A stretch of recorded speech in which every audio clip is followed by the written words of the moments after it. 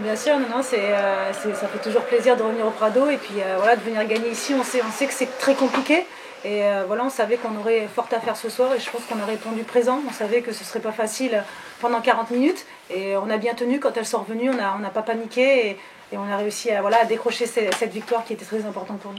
Ce genre de match-là, on risque de le revivre en fin de saison avec la même intensité défensive.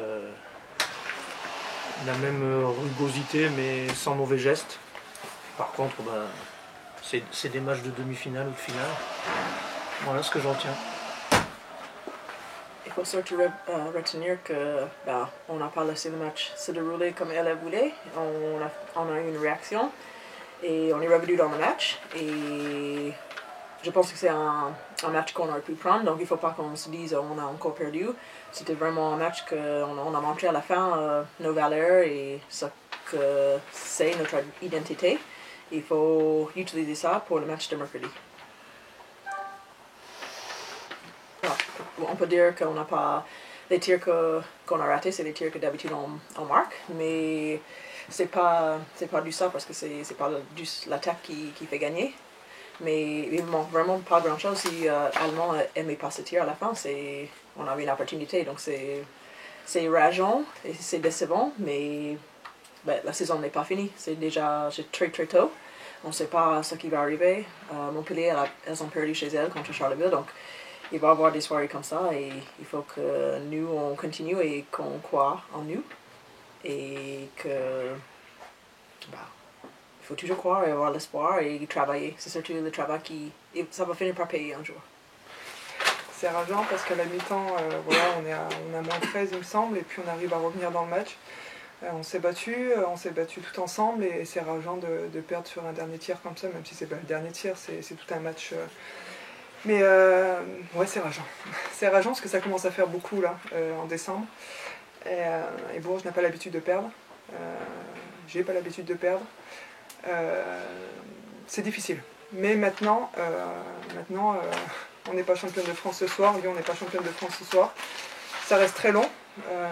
C'est ce que je leur ai dit à la fin du match. Je leur ai dit, pour être champion de France, il faut finir dans le top 8. Regardez Tarbes l'année dernière, ils ont fini 7ème, ils sont arrivés jusqu'en finale. Maintenant, comme Kevin l'a très bien dit, il va falloir qu'on regagne un petit peu de confiance parce que l'année 2019 a mal commencé pour nous. Il ne faut pas oublier qu'on joue que contre des belles équipes aussi. D'aller perdre à Charleville, tout le monde était affolé. Charleville était gagné sur le parquet de Latte, qui n'avait pas encore perdu à la maison.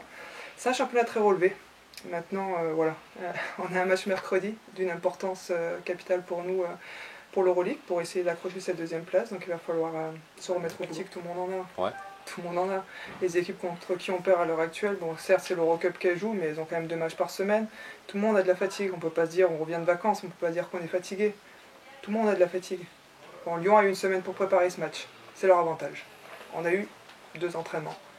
Mais bon, la fatigue pendant les playoffs, quand on va jouer tous les 3 jours, ce sera pour les équipes pareilles. Donc il ne faut pas se dire qu'on est fatigué, parce que si tu dis que tu es fatigué, on peut se trouver 50 000 excuses. On a fait un voyage de 24 heures pour aller à Orenbourg. On peut s'en trouver des excuses, mais ça sert à quoi de se trouver des excuses? Non. La fatigue, il y en a des deux côtés. Beaucoup de fierté sur ce qu'on est capable d'aller chercher comme caractère, comme identité, voilà, dans le truc que peut dégager le groupe, parce que on sait que derrière, quand tu es dans le dur, et là on est à moins de 13 à la mi-temps et tout ça, tu peux avoir des gens qui regardent par terre. Et on a vraiment eu un caractère très fort pour revenir et pour attaquer cette deuxième mi-temps. Et voilà, ça montre, je pense, le cœur que peut avoir cette équipe. Alors voilà, on perd, donc c'est que c'est pas suffisant entre guillemets, mais déjà c'est quelque chose qui est important, je pense, c'est de savoir que tout le monde peut se regarder dans les yeux et peut se dire que de toute façon on se donne à fond et tout ce que j'ai donné aujourd'hui, c'est tout ce que je pouvais donner. C'est déjà très bien. Après c'est le basket. Je souhaite à Julie Allemand de mettre les tirs comme ça toute sa vie. Je ne souhaite pas sur des tirs qui semblent ouverts et tout ça, de temps en temps de trembler un peu. Ça fait partie aussi de la période. Mais bon voilà, je crois que c'est en en faisant un peu de lâcher prise et en arrêtant de penser aux conséquences, mais juste à penser à comment on doit faire et à prendre les tirs dans le rythme qu'on arrivera. Donc qu'on apprenne que derrière,